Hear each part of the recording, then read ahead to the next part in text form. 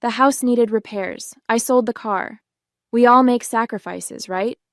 Ronald said with a dismissive shrug, not even looking up from his newspaper. I stood frozen in the driveway, staring at the empty space where my silver SUV should have been parked. The vehicle I'd spent 3 years paying off. The one containing my emergency roadside kit, the family photos I'd been digitizing, and the laptop bag with all my work files. You sold my car? Without asking me? My voice sounded distant, like it belonged to someone else. Ronald finally glanced up, his expression a mixture of annoyance and superiority. Your mother and I discussed it. The roof is leaking, and your car was just sitting there while you were gone. It's not like you were using it. I searched the kitchen for my mother, finding her hunched over the sink, scrubbing a pot with unnecessary vigor. Mom? Did you know about this? She didn't turn around. Ronald handles our finances, sweetie. You know that. My name is Millie Jameson, 32 years old, and until 5 minutes ago, I was a financial analyst returning home to Portland after a successful business trip. I'd spent the week in Chicago closing a major client account, looking forward to sleeping in my own bed and maybe taking a drive along the coast this weekend in my now non-existent car. Where are my things that were in the car? I asked, trying to keep my voice steady. Garage, I think. Ronald waved vaguely toward the back of the house.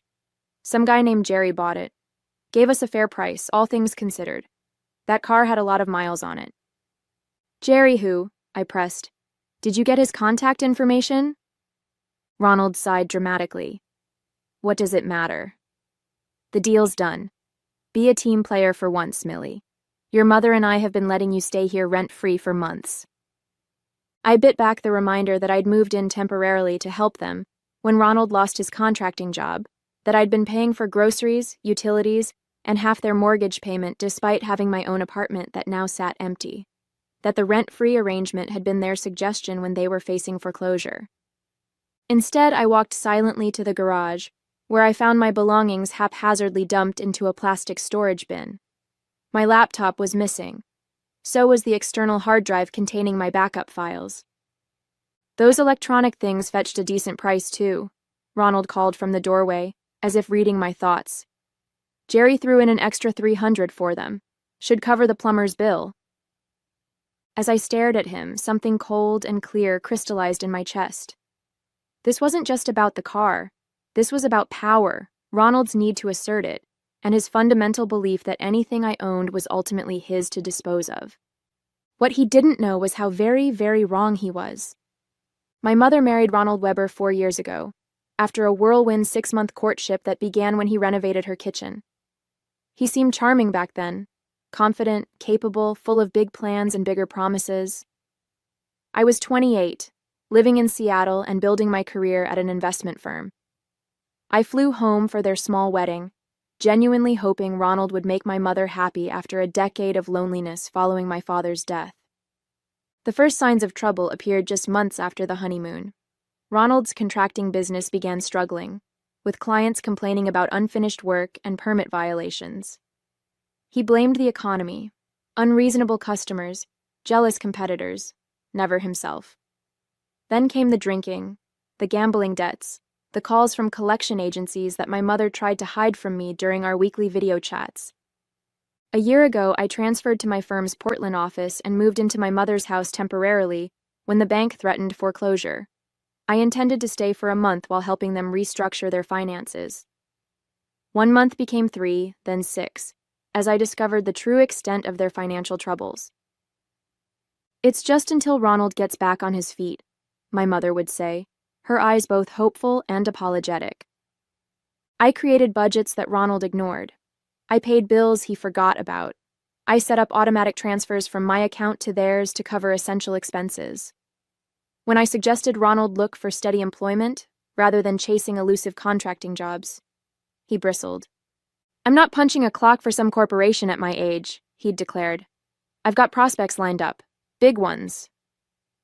The prospects never materialized, but his resentment of my financial contributions grew.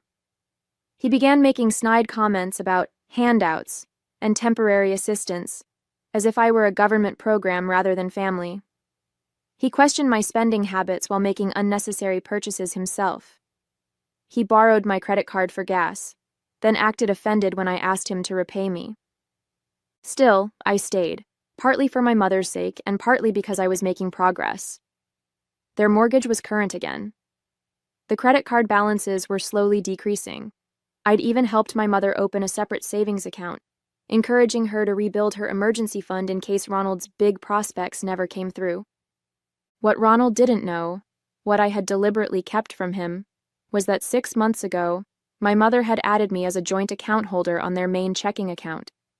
It was supposed to be a practical move, allowing me to handle bills more efficiently while Ronald focused on rebuilding his business. "Let's not mention this to Ronald just yet," my mother had whispered as we left the bank. "He's sensitive about money matters. He might see it as interference." I had agreed, not wanting to create tension in their marriage. Now, staring at the empty space where my car had been, I wondered if that had been a mistake. The next morning, I woke early and checked my bank's mobile app. The deposit from Ronald's sale of my car hadn't appeared yet. I got dressed for work, my movements mechanical as I tried to process the violation I'd experienced and determine my next steps. In the kitchen, my mother was already making coffee, her shoulders tense. "I'm sorry about your car, honey," she said softly. "Ronald should have discussed it with you first." Yes, he should have. I accepted the mug she offered. "Mom, this can't continue. I need my own transportation. I have a job, responsibilities." I know. We'll figure something out. Ronald says once the roof is fixed, he can focus on that bathroom renovation job for the Millers. That should bring in enough for a down payment on a used car for you." The Millers. I'd heard about this supposedly lucrative job for months, yet it never seemed to progress beyond the planning stage. "When is that happening?" I asked. My mother's eyes slid away from mine. "Soon. They're just finalizing some details." Before I could press further, Ronald shuffled into the kitchen, looking pleased with himself. "Morning, ladies," he announced, helping himself to coffee. "Roofer's coming today. Good thing we had that car money, eh, Millie?" I said nothing, which he seemed to take as agreement. "By the way," he continued, "I used your printer last night. Hope you don't mind. Had to get some invoices out." I froze mid-sip. My printer was in my bedroom, which meant he'd entered my private space without permission. Again. "What invoices?" I asked. "Got a line on a new client. Needed to look professional." He tapped his temple knowingly. Business strategy. As I left for work, I noticed fresh tire tracks in the mud beside the driveway, as if someone had driven across our lawn. Our elderly neighbor, Mrs. Patterson, was watering her flowers and waved me over. "I was going to call your mother," she said in a hushed voice. "That man who bought your car came back last night.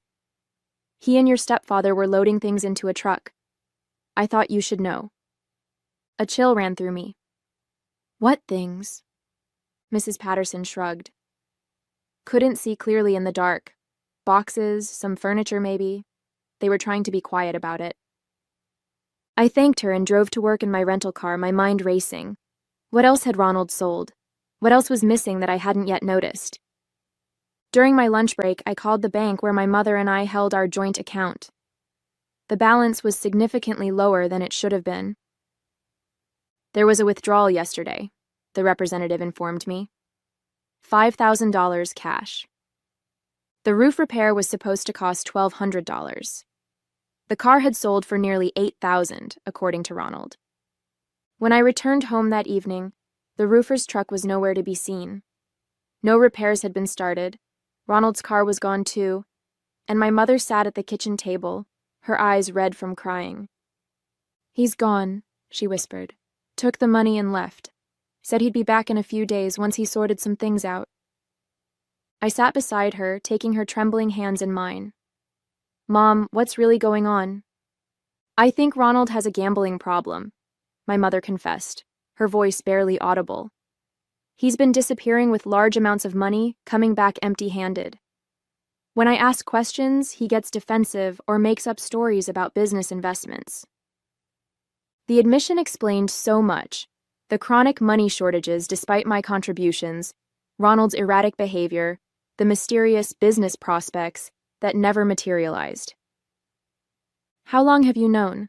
I asked gently. "Suspected for months, known for certain, about 3 weeks. I found IOUs in his wallet from someone named Vince. Thousands of dollars." She looked up, her eyes haunted. "I confronted him. He promised to stop, to get help. He seemed sincere. Then your car—" "He sold my car to pay a gambling debt," I concluded flatly.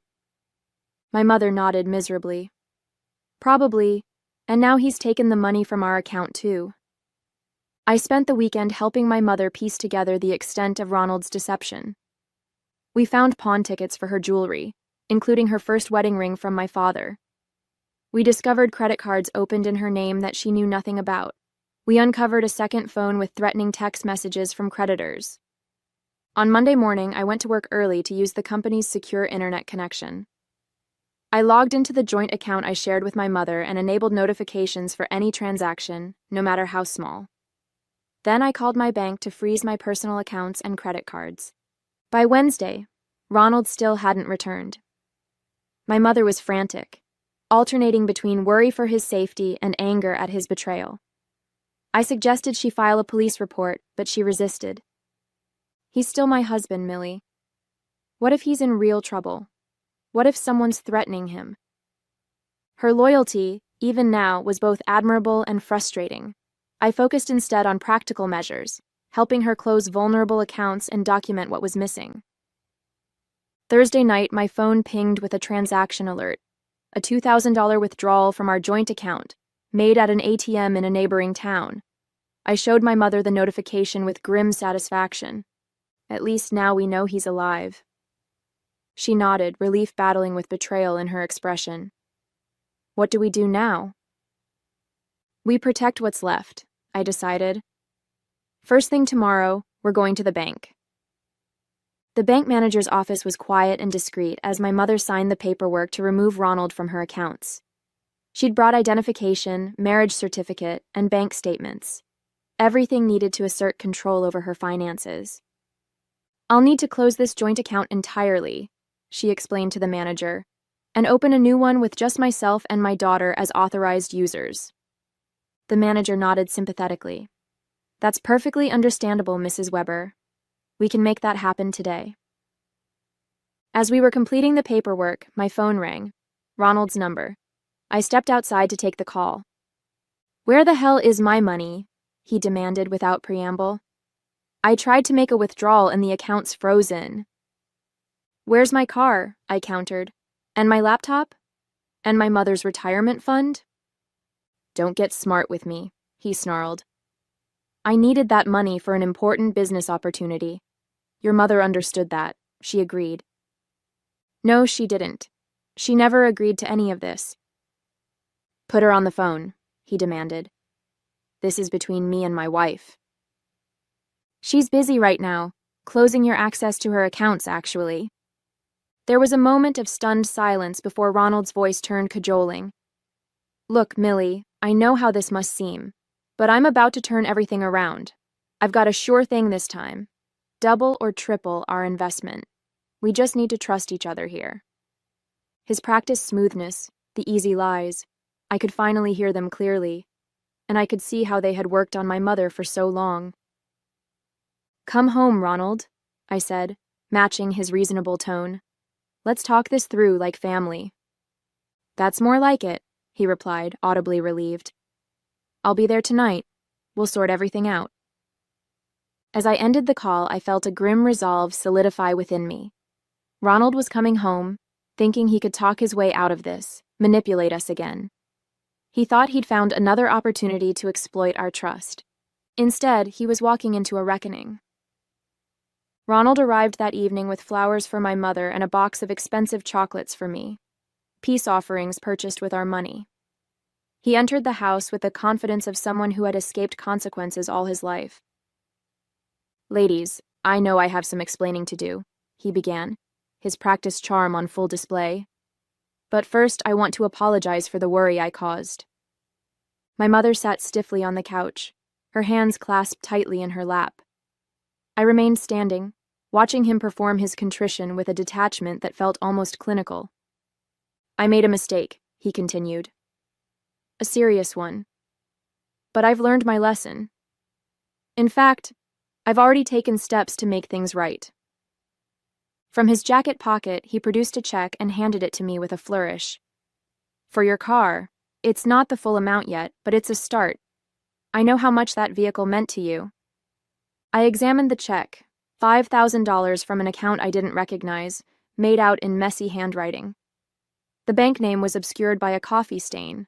Whether deliberately or accidentally, I couldn't tell. Where did this money come from? I asked. Ronald's smile faltered slightly. A business associate. He owed me for some consulting work. Which associate? You wouldn't know him. Construction industry guy. Ronald turned to my mother, clearly trying to redirect the conversation. Catherine, I know you're upset, but I've got great news. Remember that development deal I told you about? It's happening. Contracts being drawn up as we speak. 6 figures, minimum. My mother's expression remained unchanged. You said that 3 months ago about the West Side project, and before that, the restaurant renovation. This is different, Ronald insisted. It's a sure thing. I decided to test a theory. Is Vince involved in this deal? Ronald froze momentarily before recovering. Vince? No. This is with Henderson Properties, totally legitimate. Interesting, I said, because there is no Henderson Properties in Portland. I checked. The facade cracked just slightly, a tightening around the eyes, a forced chuckle. Not Portland. They're based in Seattle, expanding to our market. I pulled out my phone and showed him the screen, a banking app displaying a balance of $0 in the joint account he had shared with my mother. Looking for this? I asked quietly. His expression darkened. What did you do? Protected my mother's assets. The account is closed. You had no right? Ronald's charm evaporated, replaced by indignation. That's my money too. Actually, it wasn't, I replied calmly. Mom opened that account with her inheritance long before she met you. You were added as a joint holder, but the funds were hers, and what little you contributed was more than offset by what you withdrew for gambling. Ronald turned to my mother, switching tactics again. Catherine, are you going to let her talk to me like this? I'm your husband.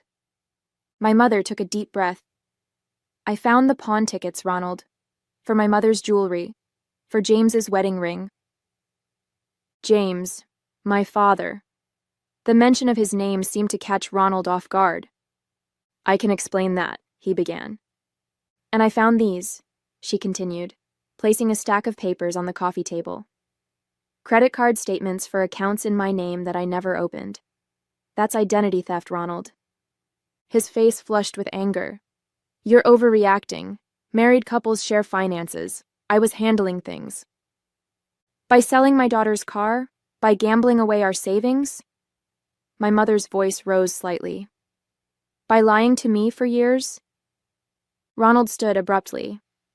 I don't have to listen to this. I made some mistakes, sure, but I'm still the man of this house. As he moved toward the door, I stepped into his path. Before you go, there's something else you should know. I handed him a folder containing documents my mother and I had carefully prepared. Bank statements showing the pattern of withdrawals coinciding with his gambling activities, credit reports revealing the fraudulent accounts, and finally, a formal statement my mother had filed with the police that morning. Not a missing person report, but a complaint of financial exploitation and fraud. What is this? He demanded, flipping through the pages. Evidence, I replied simply. Of everything. Ronald's face contorted with rage. You scheming little... He stopped himself, visibly forcing a calmer demeanor. This proves nothing. It'll be your word against mine. Actually, came a new voice from the dining room doorway, it won't be. My cousin Brent, a police detective, stepped into view, along with a uniformed officer I didn't recognize. Ronald's expression shifted from shock to calculation to a desperate, ugly anger as he realized he'd been outmaneuvered. In that moment, I saw him clearly for what he truly was. Not a charming entrepreneur with bad luck, but a predator who had targeted my vulnerable mother and never expected to be held accountable. "Ronald Weber," Brent said formally, "we'd like you to come downtown to answer some questions." After Ronald was escorted from the house, my mother collapsed onto the couch, her composure finally breaking. "Did I do the right thing?" she whispered, tears streaming down her face. "He's still my husband." I sat beside her, holding her hand. "You did the brave thing, the necessary thing." Brent returned an hour later with news. Ronald was being held for questioning related to financial fraud and identity theft. A search of his car had revealed my stolen laptop, along with financial documents belonging to at least 2 other women, previous victims, presumably. "It's not your fault," Brent told my mother gently. "Men like Ronald are practiced manipulators. They target kind people, especially widows with assets." The next morning brought a new shock. Brent called to inform us that Ronald had been released on bail, paid by someone named Vincent Barone, the same Vince from the IOUs we'd found. "A known associate of some problematic characters," Brent explained cryptically. "We're keeping an eye on the situation, but I'd suggest you both stay somewhere else for a few days, just as a precaution." We packed overnight bags and checked into a hotel across town. That evening, my phone rang with a call from our neighbor, Mrs. Patterson. "There's a truck at your house," she reported nervously. "Men are loading furniture into it." I thanked her and immediately called Brent, who promised to send officers to investigate. 20 minutes later, he called back. "Ronald and 2 associates were removing items from the house," he confirmed. "They claimed Ronald was just collecting his personal belongings, which he has a legal right to do until divorce proceedings formalize the separation of assets." "What did they take?" my mother asked when I relayed this information. "Brent didn't specify," I admitted. "We'll have to inventory when we return." When we were allowed back home 2 days later, the extent of Ronald's vindictiveness became clear. He had taken not just his clothes and personal items, but also electronics, kitchen appliances, and even family photos, things he knew had sentimental value to my mother. Most concerning, her filing cabinet had been emptied, potentially including sensitive financial and identity documents. "This feels like punishment," my mother said, surveying the half-empty house. "For standing up to him." "It is," I agreed. "But it also means he's scared. He's lashing out because he knows we have evidence against him." That evidence, however, was now at risk. Many of our carefully gathered documents had been in the filing cabinet. Without them, the case against Ronald would be significantly weakened. I called Brent in a panic. "He took our evidence." "Not all of it," Brent reassured me. "The formal statements and copies of the key documents are safe with us, but anything you had at home?" I hung up and sat heavily on the stripped couch, trying to think. What else did we have? What else could we use? Then it hit me. "Mom, remember that safety deposit box Dad insisted you keep? The one with your important documents?" Her eyes widened. "At First National. I haven't accessed it in years." The next morning, we were at the bank when it opened. The safety deposit box contained exactly what we needed: original copies of my mother's financial documents from before her marriage, including statements from the 1950s, accounts Ronald had drained, the property deed showing the house belonged solely to my mother, and most crucially, a thumb drive my father had apparently left behind. The drive contained a detailed accounting system, my father's meticulous financial records, which my mother had continued updating out of habit for years after his death. It showed every deposit, every withdrawal, and every transaction in accounts Ronald had accessed. It was a complete financial history that would definitively prove which assets belonged to my mother before marriage, and trace exactly how Ronald had systematically exploited them. "Dad was always organized," I said softly, scrolling through the files. "He always said good records were the best protection." My mother squeezed my hand. "He would be so proud of you, Millie." With the retrieved evidence securely copied and provided to Brent, we returned home to find Ronald waiting in our driveway. Ronald leaned against his car, a calculated casualness in his posture. When he saw us, he straightened, adjusting his jacket with the nervous gesture I'd come to recognize as his tell. "Catherine, we need to talk," he called as we approached, alone. My mother's steps faltered, but she didn't stop walking. "Anything you have to say, you can say in front of Millie." His expression hardened. "This is between husband and wife." "Not anymore," she replied, her voice steady. "My lawyer filed separation papers this morning." This clearly wasn't the reception he'd expected. Ronald's charm offensive switched on immediately. "Look, I know things got out of hand, but we can work this out. That detective has it all wrong. I was just trying to protect our assets, manage things properly." "By stealing my identity?" my mother asked. "By pawning my wedding ring from James?" Ronald's eyes flicked to me, his expression darkening. "This is her doing, isn't it? Turning you against me. She's always been jealous of our relationship." I said nothing, letting my mother handle this last confrontation in her own way. "No, Ronald, this is your doing." She withdrew a folded paper from her purse and held it out. "This is a restraining order. You're not welcome here anymore." He ignored the document, his face flushing with anger. "You can't do this. Half of everything is mine by law." "Actually," I interjected, "that's not how it works when fraud is involved. Everything you took from accounts that existed before your marriage? That's theft. The credit cards you opened in Mom's name? That's identity theft. The documented pattern of financial exploitation of a widow? That's elder abuse." Ronald's composure cracked completely. "You think you're so smart, don't you?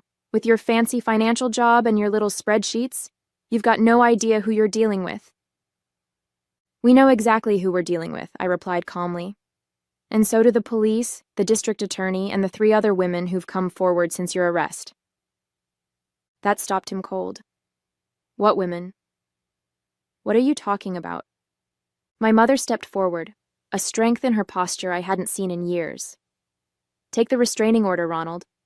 And if you ever come near my daughter or me again, I'll personally make sure you spend the next decade in prison." In the weeks that followed, Ronald's carefully constructed world collapsed completely. The district attorney charged him with multiple counts of fraud, identity theft, and financial exploitation. His gambling debts caught up with him when Vince Barone, revealed to be a loan shark with connections to organized crime, decided Ronald was more liability than asset. My mother filed for divorce, with a detailed accounting of Ronald's financial abuses, ensuring she retained the house and all assets that were rightfully hers. 3 other women, all widows around my mother's age, came forward with similar stories of exploitation, creating a pattern of predatory behavior that the prosecutor was eager to highlight. Most satisfyingly, my car was located and returned through an investigation of the fraudulent sale. My laptop was recovered too, its contents providing even more evidence of Ronald's schemes. 6 months later, Ronald accepted a plea deal. 5 years in prison, restitution to all victims, and a permanent record that would prevent him from ever targeting vulnerable women again. The night after his sentencing, my mother and I sat on her porch swing, watching the sunset with glasses of wine in hand. "I keep thinking about all the red flags I ignored," she said softly. "How did I not see it?" "He was good at what he did," I replied. "And you wanted to see the best in him. There's no shame in that." She smiled, the lingering sadness in her eyes beginning to fade. "Your father would be so proud of you, Millie." "I know I am." I thought about the invisible line Ronald had crossed.